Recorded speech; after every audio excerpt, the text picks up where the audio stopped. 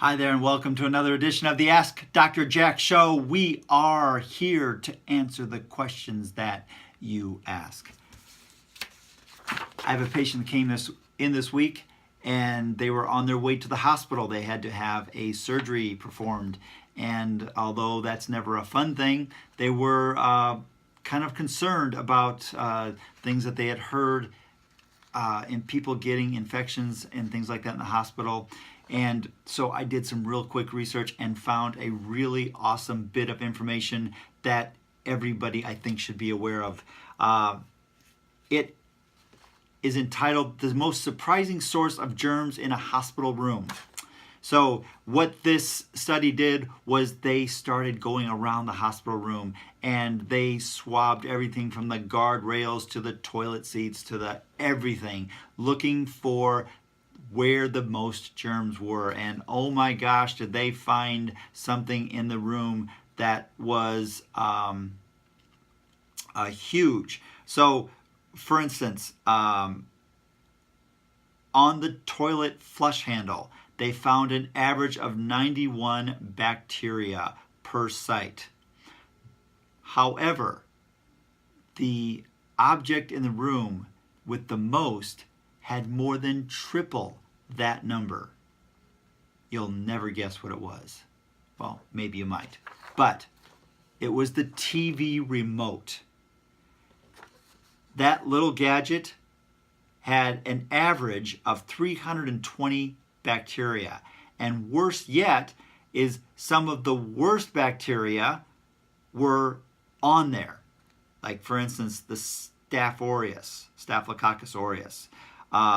Very antibiotic resistant bacteria, and it's crazy. Now realize that there are a bunch of people that go into the hospital each year, and did you know that an estimated 2 million of them actually acquire an infection while they're in the hospital? And of those 2 million, 90,000 of them will die from that infection. So this isn't something that's just, oh, haha, just a TV remote. No, this is really serious. So if you have to go to the hospital and you are absolutely addicted for whatever reason to TV, couple options.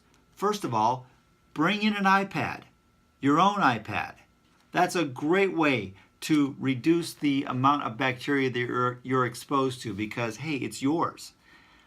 If you don't have that available to you, see if the hospital can get you a brand new remote.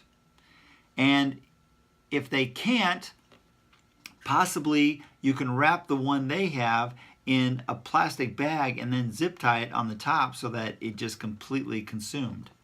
And if not, how about just enjoying the solace of a couple of days where you have some time to reflect and just think and maybe even relax and sleep.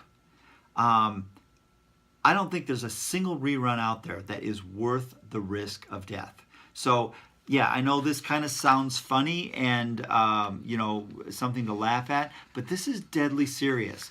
90,000 people a year die from infections they acquire while they are in the hospital. So that is something that is a pretty major thing that you want to try to minimize or basically eliminate that threat if you possibly can. All right. That's it for this episode of the Ask Dr. Jack Show. I am, of course, Dr. Jack Belitz, a chiropractor here in Omaha, Nebraska. I'm not here giving you medical advice. Obviously, with this one especially, I'm here just passing on information that you can use to help you make informed decisions for your own health and life and that of your families.